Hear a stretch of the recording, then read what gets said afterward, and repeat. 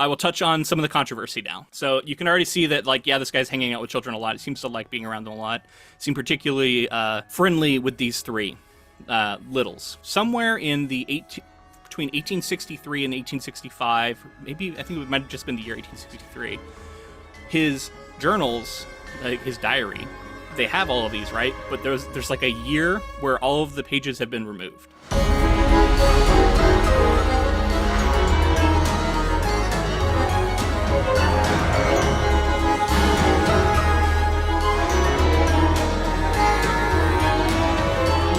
Welcome, friends, to episode 309 of the Ink to Film podcast, where we read the book and then see the movie. I'm writer Luke Elliott. And I'm filmmaker James Bailey. And this week we discuss Lewis Carroll's 1865 and 1871 novels, Alice's Adventures in Wonderland and Through the Looking Glass. All right, James, you ready to go down the rabbit hole, follow the white rabbit all the way down? This is one of the most quoted, referenced pieces of work in all of literature. I heard behind Shakespeare and the Bible are like the only two things above Alice in Wonderland. Yeah, it's so universal. I like to immerse myself in as much as I can of a project when we're covering it. So like I'm listening to Jefferson Airplane talk, the song White Rabbit. I'm all over the spectrum. I'm like consuming some videos about it here and there on YouTube. Yeah. And it's such a all-encompassing one in a really sneaky way, I guess, for me. Like it feels like a story that everybody knows, but I don't hear people talking about it all that often. And maybe that has to do with its age, but yeah, unbelievably referenced. Like just off the top of my head, a lot of fantasy stuff, like sure. Jabberwocky, Vorpal swords, and like all these different things that exist in this world are then brought into other worlds. Yeah, the Matrix. I mean, the list goes on and just the number of references, and things that we don't even recognize. Like I led off with going down the rabbit hole. That is a thing that people say now all the time. Oh, I went down the rabbit hole on this topic. It just means to you went in there. There was like unexpected depth, and you kind of got lost in it. Right? Mm-hmm. It's just a common phrase now that I don't even think people realize it is literally referencing this. It is referencing following the rabbit down the rabbit hole of Alice's Adventures in Wonderland, which is the technical title of this first book. It's amazing, and I think it's also one of those most influential pieces that generations of writers grew up reading these books. That influences everything, right? Like James Joyce, and like I just saw the huge list, like Virginia Woolf. You have Salvador Dali did all these paintings based off of Alice in Wonderland. Like there's just so many different artists were influenced by it, and then so that continues to perpetuate and extend its reach, which is really quite staggering and hard to put into words just how big this one is. Yeah, and I think the characters stand out as really you think of the Cheshire sure. Cat and the Red Queen and the Mad Hatter. Mad Hatter. And then the ways that, I'm sure we're going to talk about this, but the ways that it's definitely also been picked up by, or at least it was in the 60s drug culture, right? And this idea of it feels like a dream. This whole story feels like a dream, or a fever dream, or an acid trip, or a drug journey, a drug quest that you've gone on here. I think I want to, if it's cool with you, I think we should honestly hold that for next week when we do the Disney adaptation. I'm not sure how much of it is tied to that particular adaptation, but that is a pretty modern look at this, whereas for the longest time that wasn't the case. I think it really came with drug culture in the 60s and 70s. I think really tapped into that reading of it. From all accounts, it really doesn't seem like that was the case. It really didn't have anything to do with drugs or mind-altering substances of any kind. It was supposed to be surreal, but in a more, innocent sense, I guess. Yeah, I mean, I'm fine with holding it to next week. It's definitely it's a big topic, but that's definitely a part of its legacy. I totally agree. I was gonna say it's a part of its legacy for me. Like the way I approach it and think about it is so painted by that in some ways.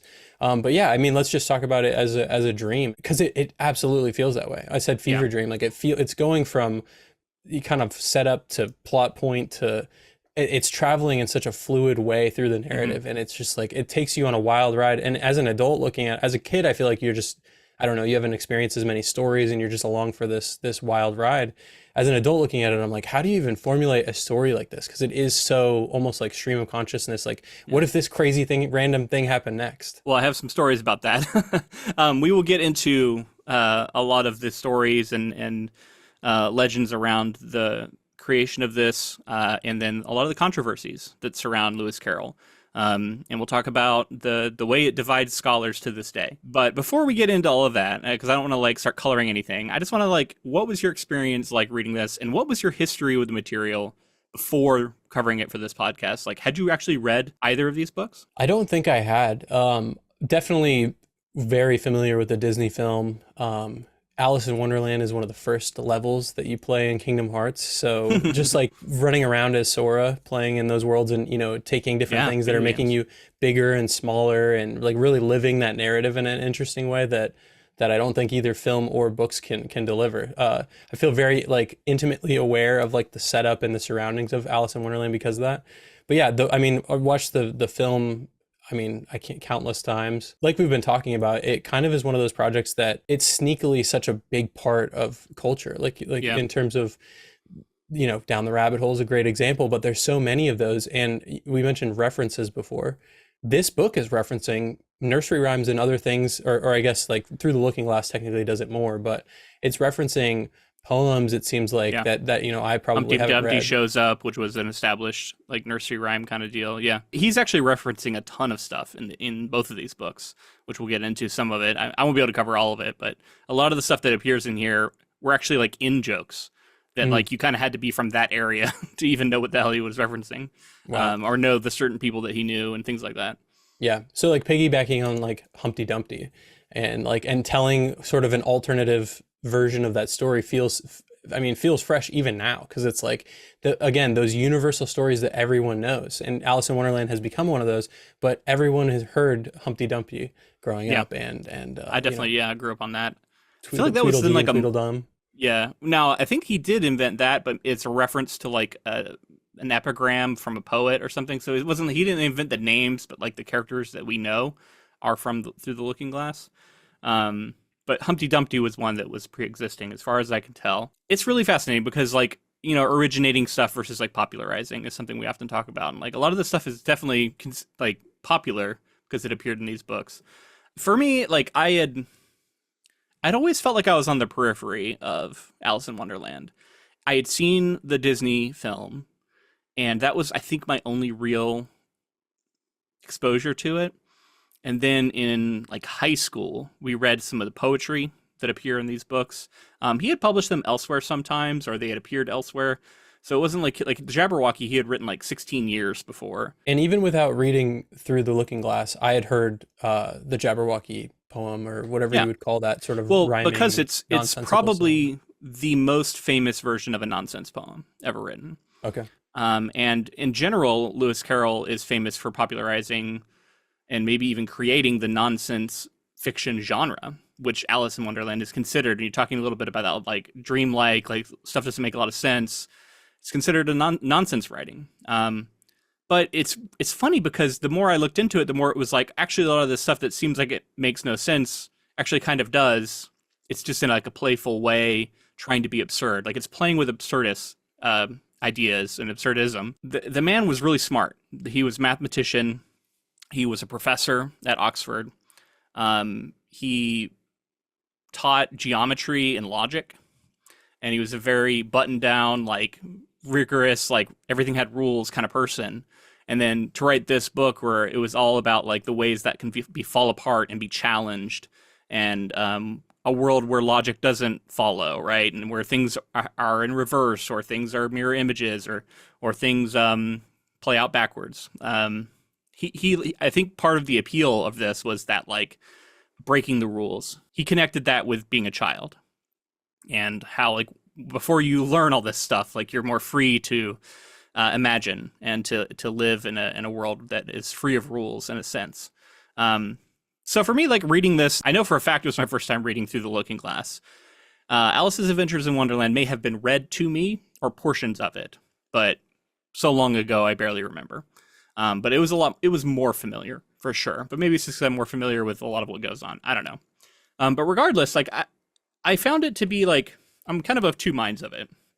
Like on one hand, I found myself a little like adrift in the narrative, as we're just like going from thing to thing. Nothing feels resolved. Like we'd set up something and then just abandon it. We'd meet some characters and then we'd just leave them behind. And it was always just kind of on to the next thing. But like abstractly, that feels very dreamlike to me, and in a way that like it feels appropriate for children, because when I think back to like I used to tell stories to my friends growing up, and I think a lot of those stories, if you were to go back and like see what I was actually saying, I'm sure it was a lot of just like from one thing to the next thing, no connective tissue really, just like just transition, no narrative arc to it. And that's kind of how this feels at times. It feels like we're just wandering through and kind of having this adventure log, and things we're encountering are just bizarre. And so I was sort of enthralled at the same time as I was a bit put off by the bizarre wandering nature of, like, I wanted it to make more sense and to like follow in some way. I think a part of me wanted that looks for meaning in stories and wants to like track what's going on. It became very difficult to track what was going on, and like I've seen it written out in ways where like I feel like I kind of understand it more now. But my first experience just passing through it, I felt a bit lost at times. I don't. Did you have any of that? A little bit, yeah. But I think I was engaging with it in the way that it was meant to be, sort of, like a dream, in the sense that like you're like, it's hard to grasp onto things and really understand where or why. There's no reason.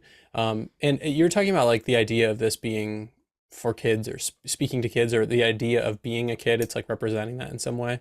Yep. And I do remember, and maybe this has to do with like some of the it's like breaking conventions or doing something different. But I remember, and maybe this is the kinds of people I was hanging out with, but like around like middle school to high school ish, and Hot Topic was a big deal, and buying clothes there and that kind of thing. But like there was like a big resurgence, almost in like a Nightmare Before Christmas, where people are buying merchandise. There's Cheshire Cat things, the kind of checkered patterns and that kind of thing. And I wonder like what it was that was like teenagers were engaging with it. And maybe that's some of that counterculture stuff that we were talking about from like the 60s coming in. Yeah. But at the same time, I wonder if it has to do with like story convention, like breaking conventions and doing things differently, and kind of, not being told what you can and can't do. Yeah, I mean, I think it has a bit of the allure of drug culture to it, but I think that at its heart, it's about like imagination and just kind of being free and like exploring the wonder of childhood before you lose your innocence as an adult. And I think there's a definitely like an appeal to that exists to this day. And there's a reason it's still really popular. It's still a book that people read. It's still people engage with these adaptations. I found a quote from Virginia Woolf that I thought was pretty apt, and she says, quote, "They are the only books in which we become children." I think that's like right, because that's how it feels to read this. It puts you back in that headspace, and Lewis Carroll really captured that in a fascinating way. Philip Pullman cites this as like a prime influence.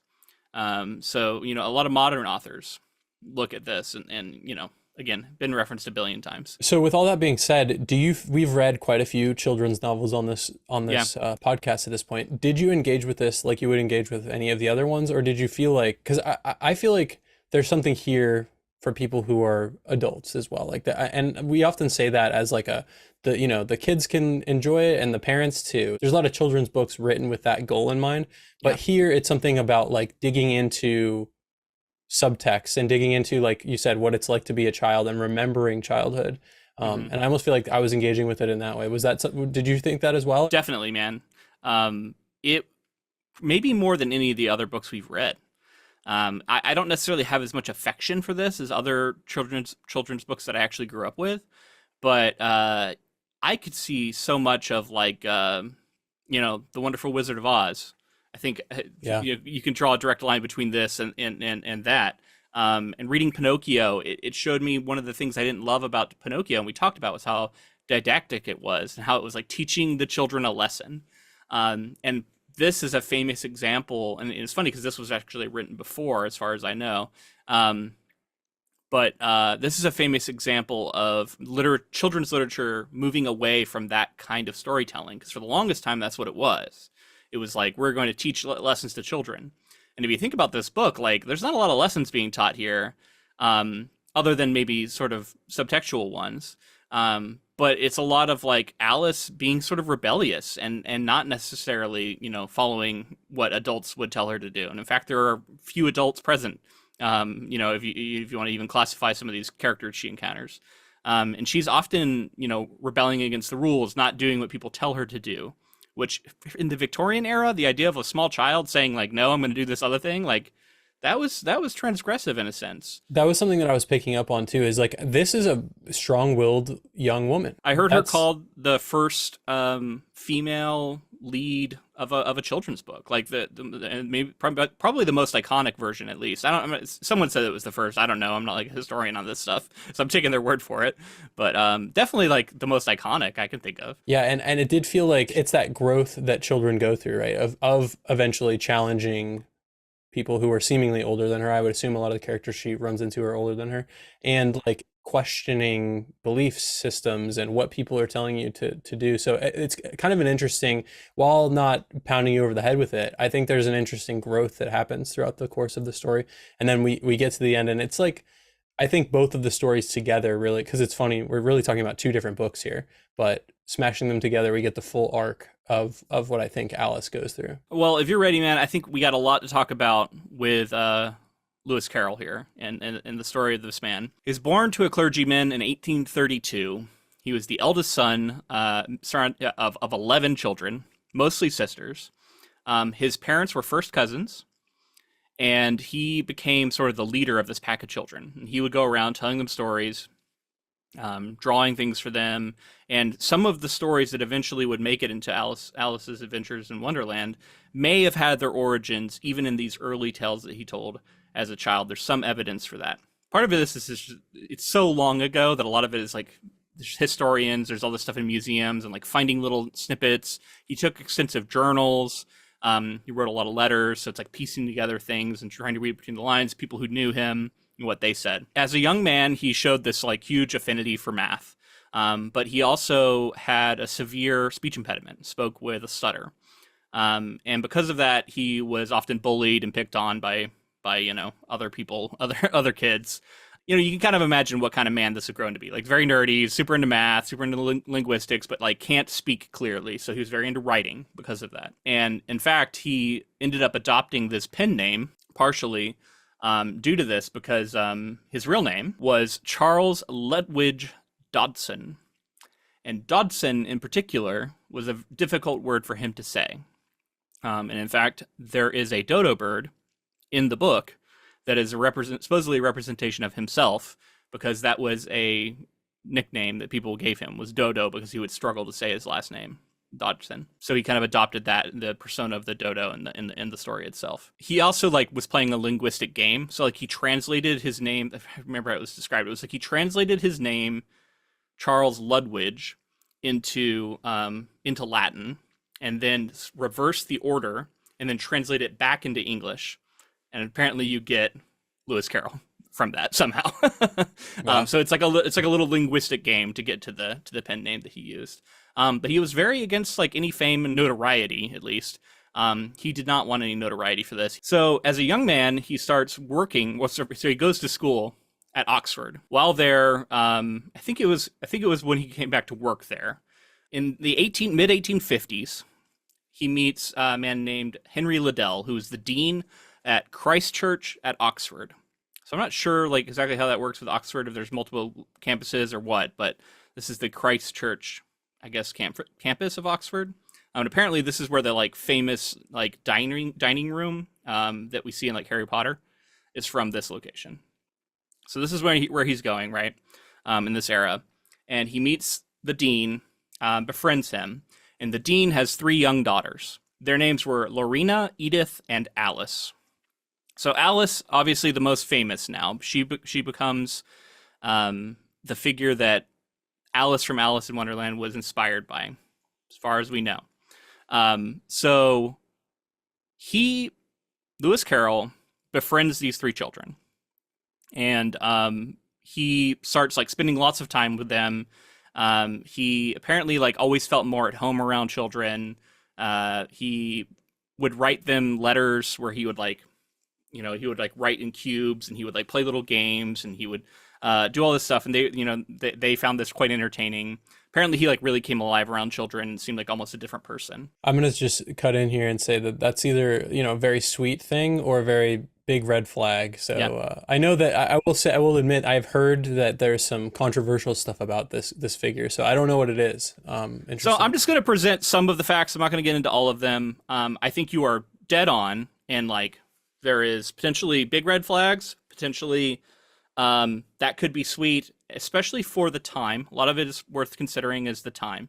But I tend to agree with you, but I'm going to like try not to like come down too firmly on either side because it is still a very divisive topic among fans and scholars as to like what actually was going on. And ultimately, it's hard to know like what was actually going on in the man's head.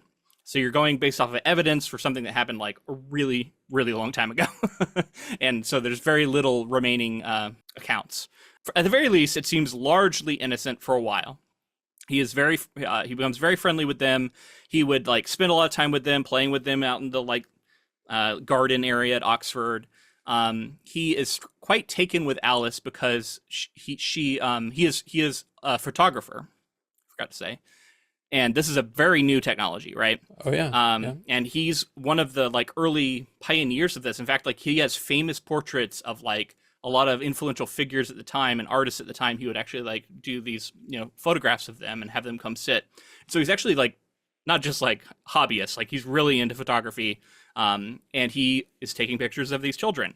And he finds that Alice is like a particularly striking child, and she takes like these really interesting photographs. And like I've seen a lot of them; they are really striking, right? So he's hanging out with them a ton, taking pictures of them, all this stuff. One famous day on July 4th of 1862, he goes on a boat ride. He's with the three children, the three Littles, and his friend Duckworth. This is another academic at Oxford.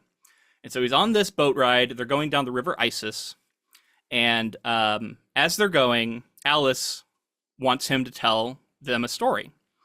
And he's resisting, but she's insistent. And apparently she just really loves stories, really loved it when he would tell stories. And finally he agrees. He says, all right, I'll tell you a story. Apparently it was a really hot day. And so they spend some time rowing, and then they go off to the bank, and they all like seek shade under a tree. And they're sitting there together. And he's telling this story.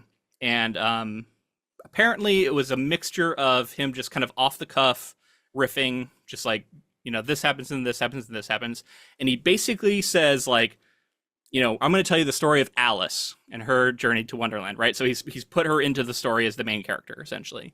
And there's a lot of these little references to like the things that they're seeing. Like there's this treacle well. It's this like famous little like thing near the river. And that shows up in the book. There's a duck and there's a dodo, and those are supposed to be like Duckworth and him, right? And then there are three girls who are these three sisters who are playing in the treacle well, and that's like a reference to the three sisters.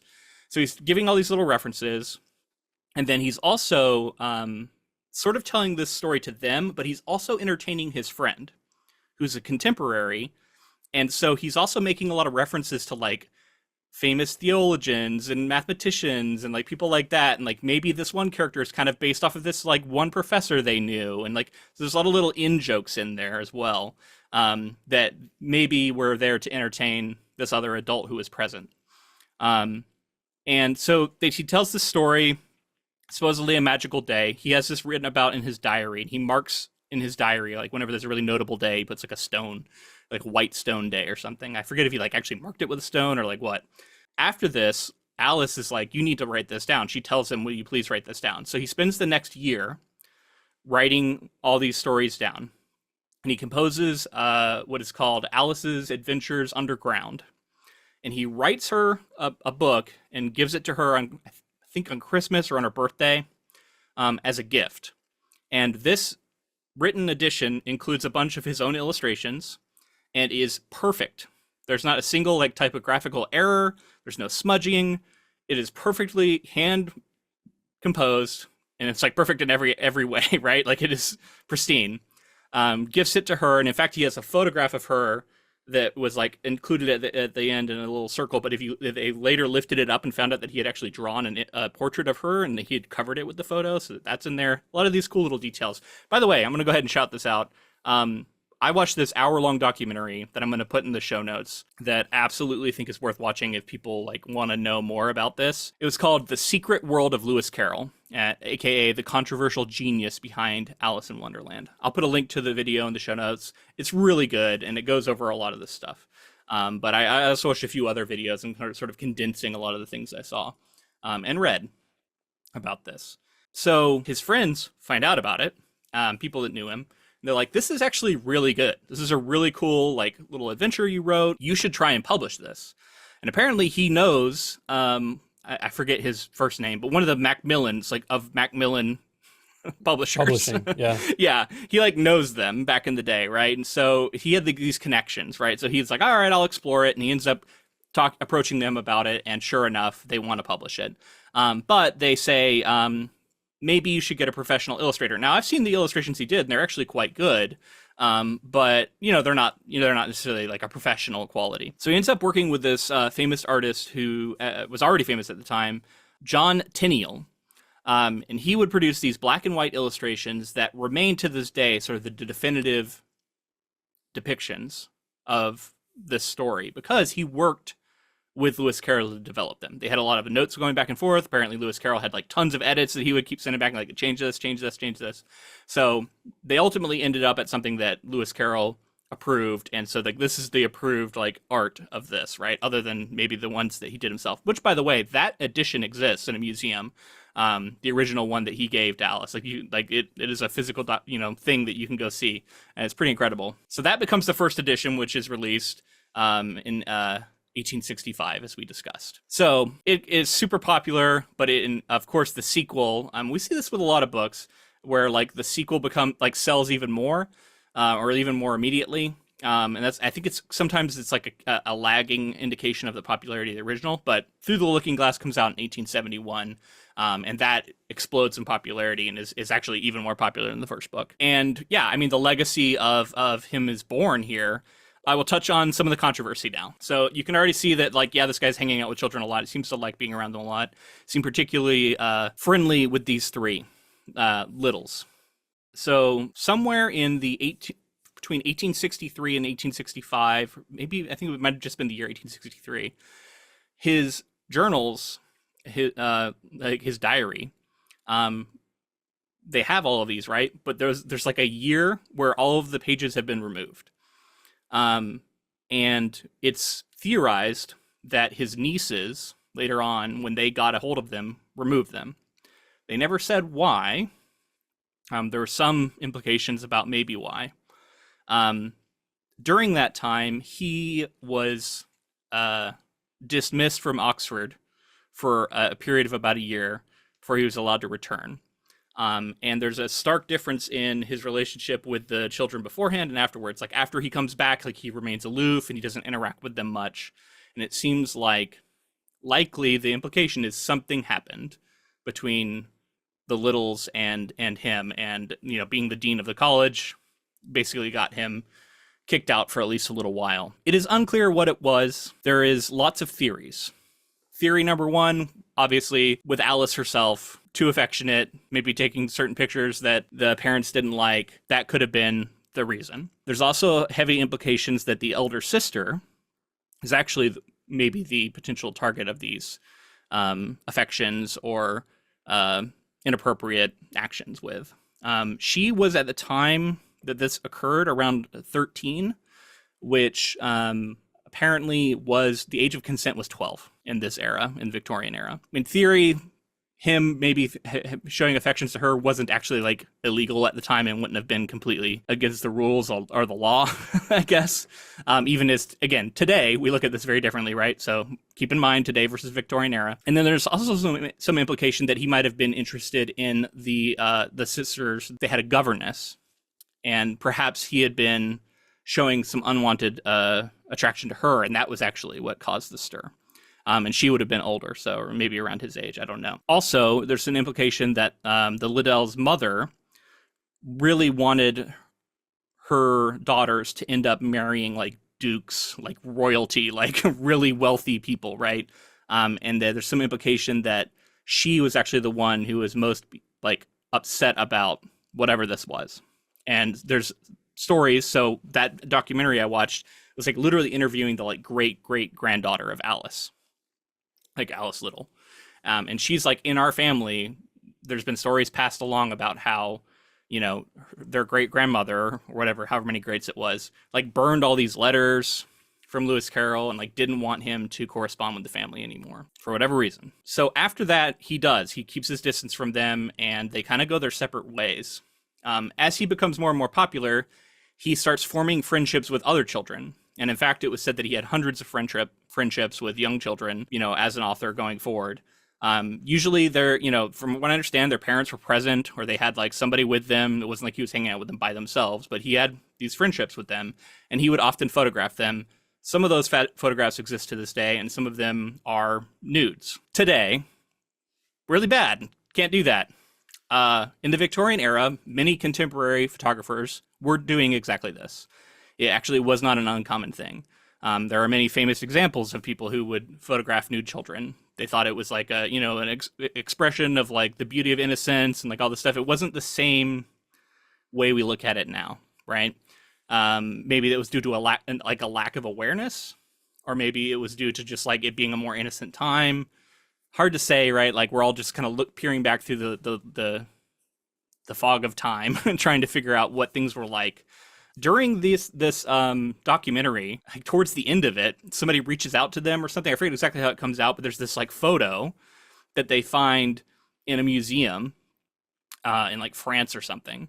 And it's like a full frontal nude of this young girl who bears a striking resemblance to the eldest sister of the Liddells family. And she would have been probably about 13 at the time. And they do this like forensic analysis of it. They bring it to an expert to like see if it's authentic, and it was authentically taken around that time with the technology, like developed with the technology that Lewis Carroll would have had, and taken with a camera similar to or like he had. It was attributed, like it's written on the back of it somewhere, that this is Lewis Carroll photographing, and then her name, and then there's like a dealer's name or something underneath it, which they don't know who this was. And then they had a forensic analyst come in who like does court forensics on like comparing different photographs of people to determine if they're the same person.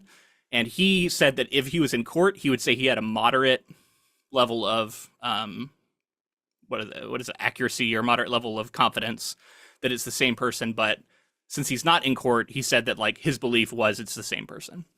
So the belief is this is a photo probably taken by Lewis Carroll of the eldest of the Liddells, and at the time she would have been, like 13 or something. So this seems to be a lot of, you know, maybe if there's a lot of smoke here, maybe there's some fire to this. All that being said, there are a lot of scholars who are very adamantly in the camp of this is not true, and that this is a modern perception of this man's, you know, he was clearly like obsessed with children, but not in the way that we tend to think of it. Yeah, but I would say Go ahead. all those variables, to me, like you said, where there's smoke, there's fire. I don't, you know, claim to be a historian. I don't know all the details. I just know that someone who is that fascinated with children, and there's a scandal of him being removed from Oxford for a period of time, and the scandal is shrouded in so much mystery, man. Like, what actually was it? You could say what you will about photographing at the time, but I can't imagine that there's not some level of fascination that goes beyond the artistic there, which is scary because, you know, seemingly successful, well-connected person, power dynamics, age of consent being 12, 13, like that doesn't matter because not everyone was pursuing women that were 12 to 13. It's kind of, I don't know, that's pretty damning stuff that you've just presented to me, in my opinion. I think so too. Ultimately, I come down on like I think there was probably something going on here. Again, you never know unless you're actually like we could get in the guy's head, like what actually was going on. And there's not a lot of like direct evidence. And in fact, that photo, like some to this day still dispute whether or not it was actually taken by him.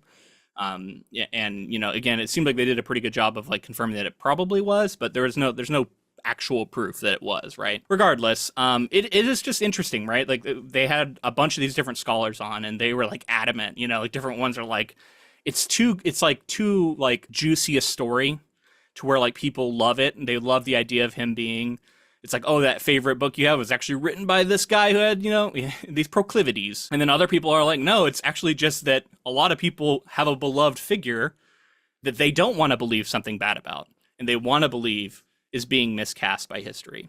As far as I know, there hasn't been any more like damning evidence to come out. So from everything I saw, it's like still pretty divided. I tend to agree with you, James. It looks to me like something was probably going on. At what point in his life? Was it always happening? Was it something to develop later? Who knows? We're not in his mind. And how does that affect the way we view his work? That's an open question. I think it's going to be something that everybody has to decide for themselves. I am going to try and separate it as much as I can. I think the influence and the brilliance, honestly, of this work is still sort of indisputable. And so, all we can really do is go forward looking at it that way. And again, I think there is enough doubt there to where like I'm not ready to completely say one way or another. Like I said, man, that dynamic though of being like, are people leaving their children with this guy because he's such a friendly person, and how that can sort of evolve, and is he taking nude photos possibly without consent from anyone involved? That's the potential, right? Like, because if that's going on, it's fucking awful. Yeah. But then there's also the potential that it's actually not really that, and it's kind of grown into that because that's such a salacious story to tell, right? Yeah. I tend to err on the side of like, if her and the family... I think that's because we're both kind of cynical. Maybe it's like how cynical or optimistic you are about humanity. I'm kind of cynical about humanity. If the stories are to be believed of like she and the family, and these stories passed down the Liddell family, I tend to believe them. What's funny though is the Liddell family actually seem a lot more fond of Lewis Carroll than that would lead you to believe. And in fact, like the great-great-granddaughter was like, I don't know, kind of very forgiving of, or like the sort of the way that this relationship has been cast over time, and much more as it being more of an innocent friendship. But granting that some things aren't known. Anyway, it's messy. Even it's funny because even these like 80-year-olds, it was clear that they didn't like talking about it, and they didn't want it to be like known about. As people were sort of poking into it. It's weird, but anyway. Let's move on. We spent a lot of time on it. It's a big controversy, but good context to have, right? Going into the story, it'd be irresponsible to not have any of the details. And I think, as generations go on, there's probably removed from the possible trauma enough to say like, look at the legacy of this story and kind of want to connect their family to it in ways. So yeah, I'm still very much in the camp of like, I'm not a huge fan of all the information I've heard. So one other detail, it seemed like Alice was actually quite fond of her notoriety from this. And in fact, she would go on to marry a man named Hargraves, and their first son, she named Carroll, which some people have taken to be like homage to Lewis Carroll. But Yeah. she claimed that it had no connection to that, supposedly. Yeah. I don't know. Anyway, so let's talk about some things that actually happened in these books. Scenes that stood out to you. What did you find of particular interest? Let's start with Alice's adventures in Wonderland.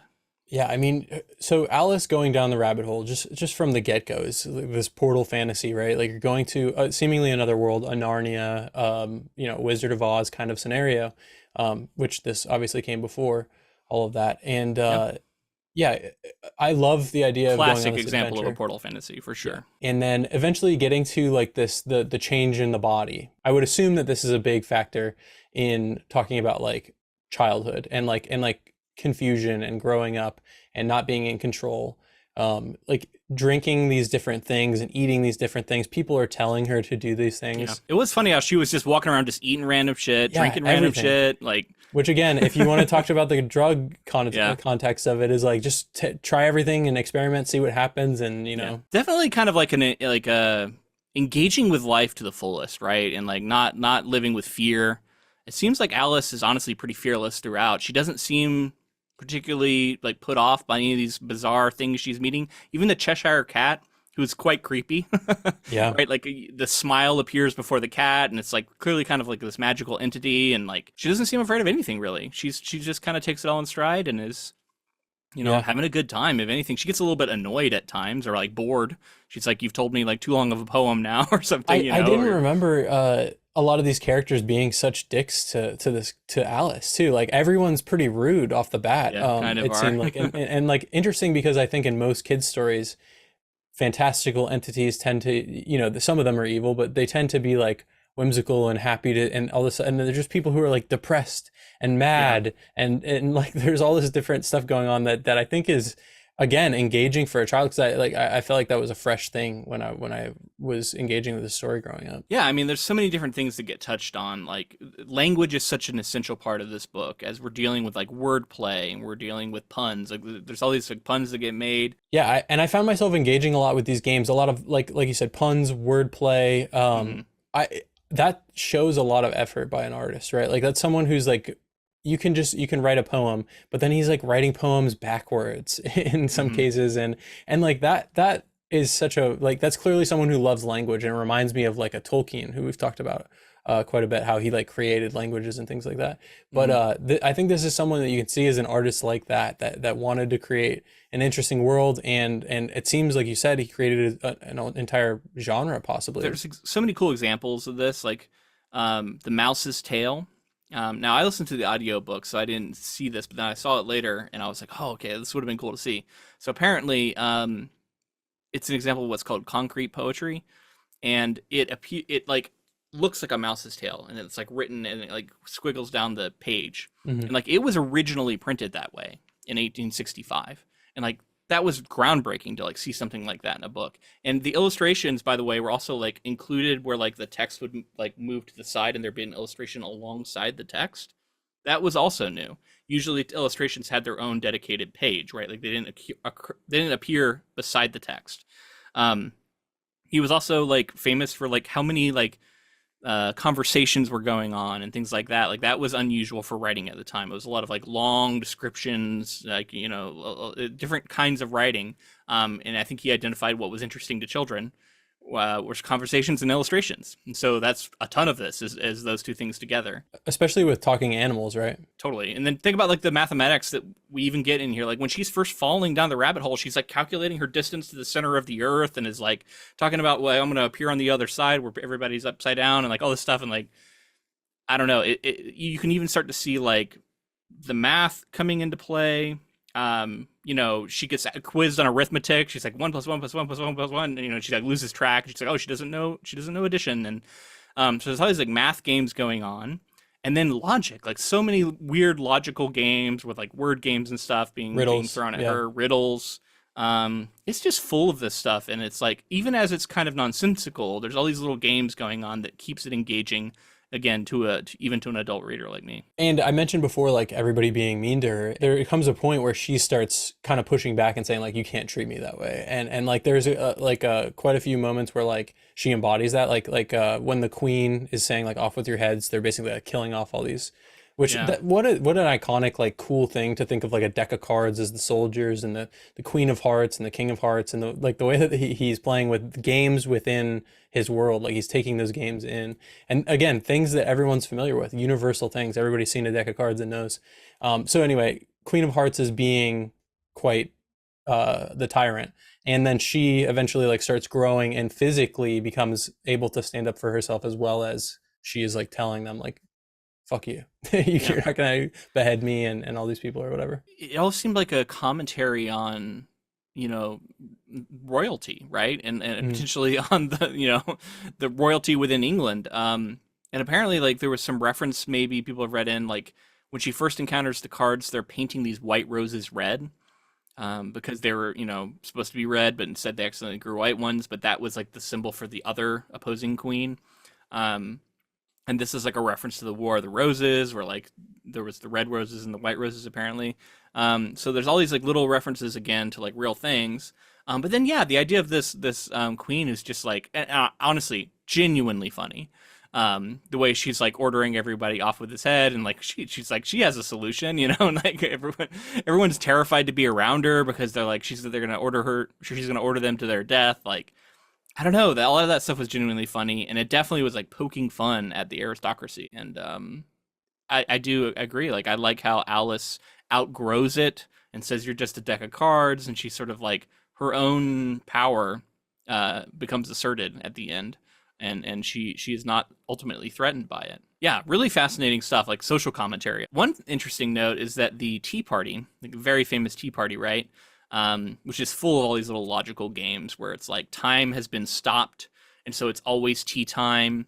And then they're like changing places to try different like pieces of the meal out.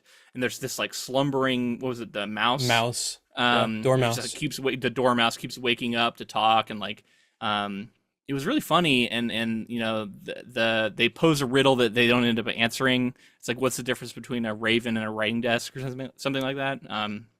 And then and she's like, is it this? And he's like, I don't know what it is. That's why I asked. So it's like, again, that like nonsense of like, we're posing these little games that they have no answer. And then at one point she just gets annoyed with him and she just walks away from it. She's like, I'm done. And she leaves. And that's the end of that. But one interesting note is that wasn't in the original Alice's Adventures Underground. That was added for the like published edition. The entire Tea Party? The entire Tea Party, yeah. Oh, wow. But apparently that was also commentary potentially on like Alice actually would have actual tea parties for her birthday. And so he was maybe writing about that. We also have to talk a lot about the other story, which is Through the Looking Glass, which the basis of this story is she goes through a mirror back into Wonderland, and it's the sequel story. And very quickly meets the Red Queen, I believe, right? And she's saying like, I'm going to make you a queen if you can basically like get to the 8th space. And in terms of spaces, it's a chessboard. So it's kind of cool, again, to bring another game in and have kind of her story progress as she's a pawn moving her way to possibly becoming a queen. Yeah, I mean, a lot of other hijinks happens. We hear a lot of the stuff about the nursery rhymes. We have the Humpty Dumpty stuff, the Tweedledee and Tweedledum. Jabberwocky. She encounters the Jabberwocky and she reads it and she's like, what does this mean? And she goes and she asks Humpty Dumpty, who like gives her some explanations for it. And then apparently like Lewis Carroll has provided some explanations about how he like arrived at creating these words. So I think importantly, she's playing with these kittens at the start of the book, and one of them like transforms, or she calls the Red Queen, and then maybe is the Red Queen. And then at the end of the book, she's like shaking the Red Queen and it turns back into the kitten. And then there's also this Red King who was discovered at one point sleeping, and I think it's Tweedledee and Tweedledum. Says that he is dreaming of Alice, and that's like why she exists. Yeah. So they don't want to wake him up, and so that's like pretty trippy. And then at the end of the book, she returns to that, and she's like, "Did I dream of him, or did he dream of me?"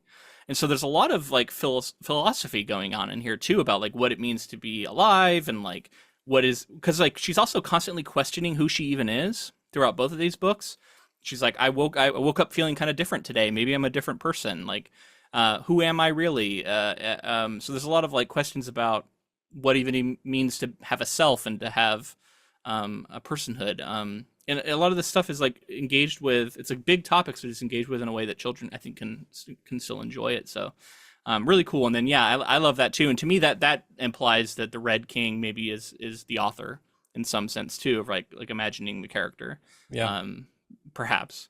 So there's all these different kind of things you can read into this. And yeah, I love this idea of like going through the looking glass and like basically everything's in reverse once she goes through. Yeah. So like time progresses differently. And in fact, I read that the idea of this messenger who is in prison already, and it's like his trial isn't even until next week, and he won't commit the crime for another like month or something, right? Yeah. And that this may have been an influence on Philip K. Dick with Minority Report and the idea of pre-crime and like, yeah, I can see that. You know, all this stuff. Apparently, like this is, you know, and apparently something happens in 1984 as well, which actually I haven't read. Hopefully, we can get to it one day.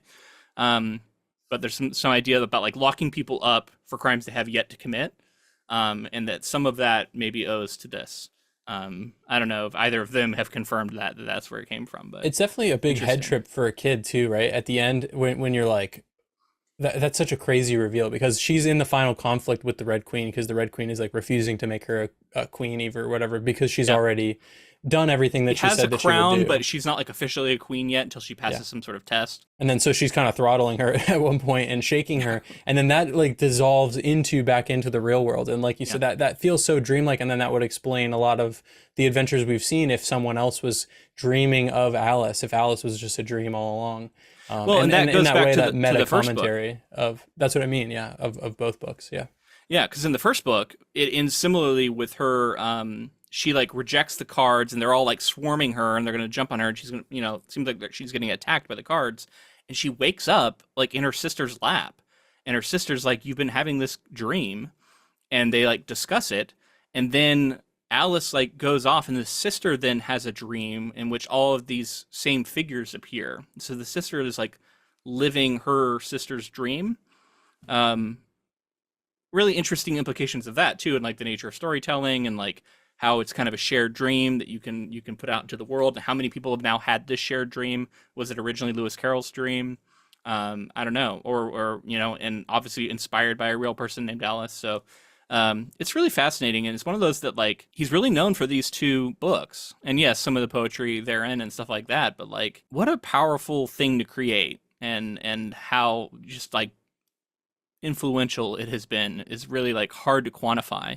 It's one of the most influential pieces we've ever talked about, I think. It's so abstract. It's a kid's story, and it's like this abstract story in a time when everything was kind of rigid, and these are the rules of storytelling. Yeah.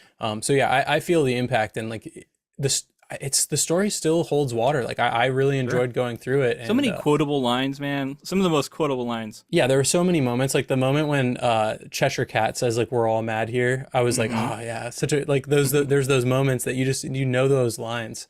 And they have that impact, and they're so iconic. So yeah, this part here I thought was quite iconic. So Alice laughed. "There's no use trying," she said. "One can't believe impossible things." "I dare say you haven't had much practice," said the Queen. "When I was your age, I always did that for half an hour a day. Why, sometimes I've believed as many as 6 impossible things before breakfast." I didn't even realize believing, of these things before breakfast. Like, does that occur in like?